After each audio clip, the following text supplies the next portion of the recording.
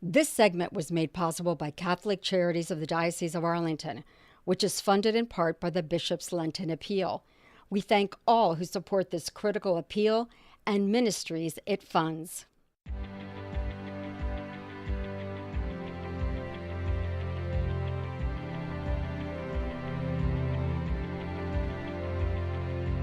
You're listening to Searching for More, a podcast of the Diocese of Arlington. On this episode, for some women, the idea of handing over their baby to an adoptive family is unimaginable. But one mother we spoke with decided to put her baby's needs first, and why making an adoption plan doesn't mean goodbye. Hear how Catholic Charities is empowering women to make informed decisions. This episode's host is Zoe Murray, reporter with the Arlington Catholic Herald. This is Zoe Murray from the Arlington Catholic Herald, guest hosting the podcast, and here with Megan Lane, Program Manager with Pregnancy and Adoption Support for Catholic Charities for the Diocese of Arlington. Welcome, Megan. Thank you so much for having me. Okay, so tell us a little bit about the program. Well, I just wanted to say I'm the program manager with our pregnancy and adoption support with Catholic Charities here in the Diocese of Arlington. I started in this role about a year ago, but I have been working in foster care and adoption in the state of Virginia for about 10 years. I have my degree in social work, and I'm married with 3 children.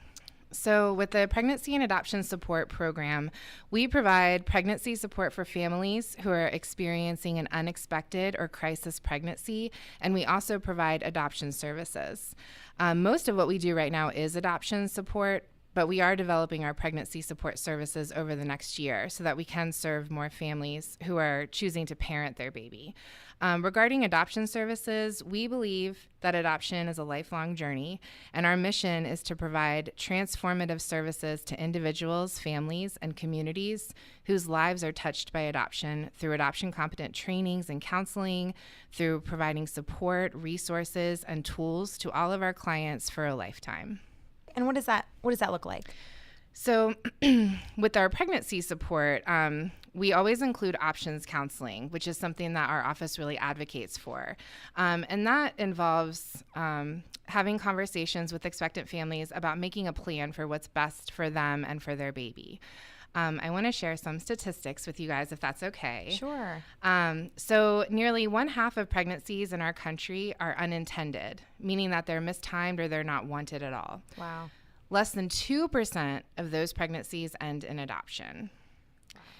In 2014, over 650,000 of these pregnancies ended in abortion, and about 18,000 of them ended in an adoption plan. So oftentimes, families who are experiencing a crisis pregnancy, they're just not informed of what options are available to them, and they feel that they have no choice but to abort or to parent a child they don't feel prepared to parent.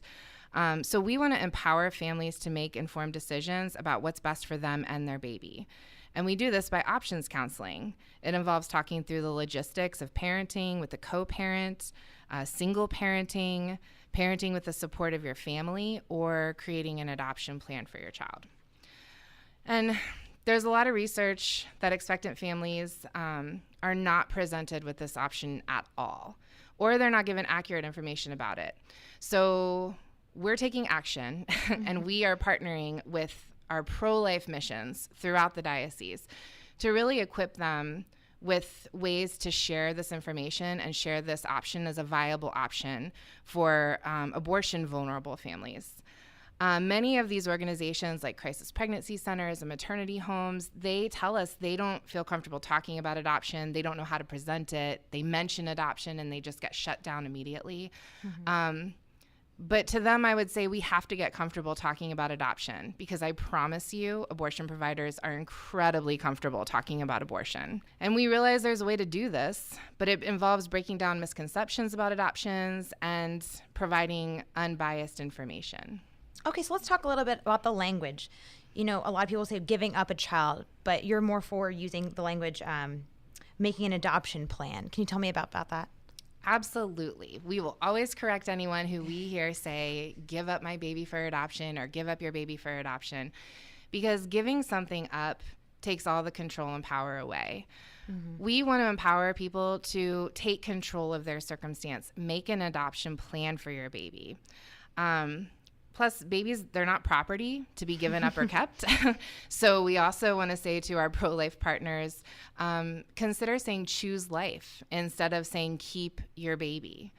But, it is a very difficult option to consider, and it's really uncomfortable to introduce to a client, especially with a lot of these missions. They're primarily volunteer-based. So a lot of the volunteers are like, I just can't even mention this. And so I always recommend giving partners like that a tool or something to use. So instead of saying, do you want to give your baby up for adoption or place your baby for adoption, try saying something like, some women who feel they're not in a position to parent or is unable to provide the kind of life their baby deserves decide to make an adoption plan. What have your experiences been with adoption? That invites the woman to respond with whatever her conceptions about adoption are or her experiences. So she might say, my brother or cousin or my best friend was adopted, to which I would ask, oh, do you feel that he or she had a good life? Or what was that experience like for them? Mm-hmm. Or I might hear, very commonly we hear, I could never give my baby away to strangers. To which I would talk about the various levels of openness in adoption. It's a very frank and realistic conversation. It benefits the mother and the child. And we want to empower our clients to make their decision rather than feel stuck in their circumstance. That's why it's so important for us to work with our pro-life partners so that they can plant that seed. Can you describe a circumstance that may lead an expectant mother to make an adoption plan? Sure. There's so many reasons, but I'll give you some of the trends. With the opioid epidemic in our country and in our state, one of the more common trends we are seeing are parents who are struggling with substance abuse. Or there may be other hardships in their life, unemployment, homelessness. Many birth parents, actually a majority of them, are parenting other children and are struggling to do so. So they may choose to make an adoption plan. Another reason that birth parents choose adoption is because they have their own goals. Like they want to finish college, they want to advance in their degree, or they want goals for their child. They want their child to have a 2-parent and stable home. I would argue that sacrificial love comes in many forms, and this is absolutely one of them. Sure. And birth parents, they're choosing to suffer, and it's a huge loss, but they choose the suffering to give their child a better life.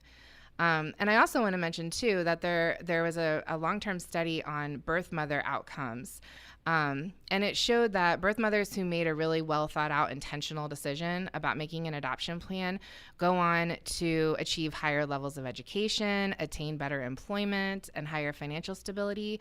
And they're more likely to marry and start a family in the future. And they also report high levels of satisfaction with their decision compared to women who chose to parent in an unexpected or crisis pregnancy. Wow. But it's still such a hard thing to do. How do you even prepare a birth mom for that experience?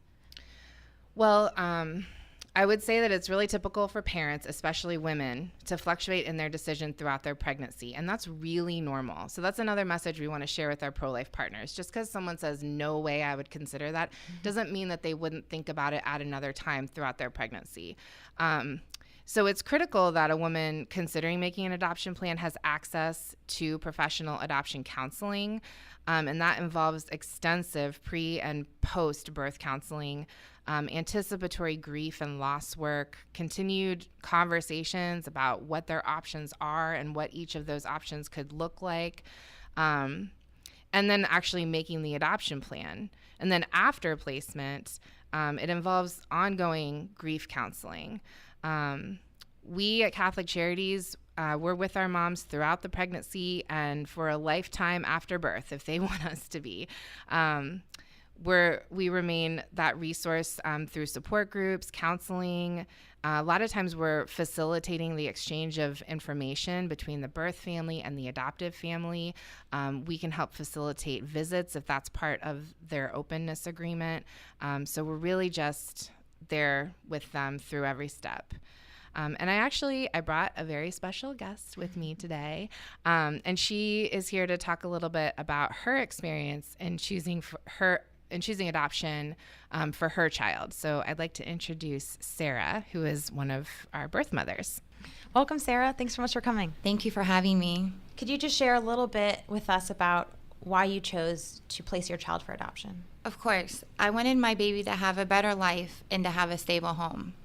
Okay, and based on everything Megan has been telling us, that must have been so difficult. What has been the hardest part for you? It was definitely very difficult. The hardest part, I would have to say, is leaving the hospital. Mm-hmm. I remember when the nurses kept asking me, and actually this gentleman came up to me and was like, "Are you okay?" And I was like, "Leave me alone."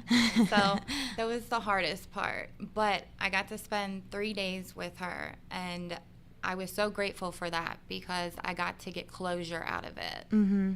So.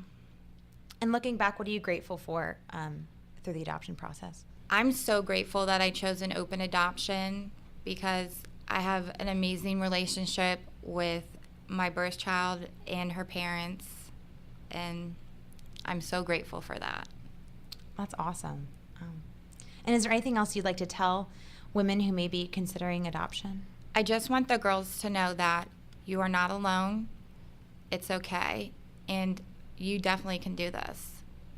Okay, thank you so much, Sarah. Thank you so much for having me. Thank you for listening to Searching for More. If you enjoyed this podcast, please write a review on iTunes, Google Play, or Stitcher. Also, make sure you follow the Diocese and the Arlington Catholic Herald on Facebook, Twitter, and Instagram. And subscribe to our YouTube channels for regular videos that will inspire, educate, and inform you about the Catholic faith and our diocesan community.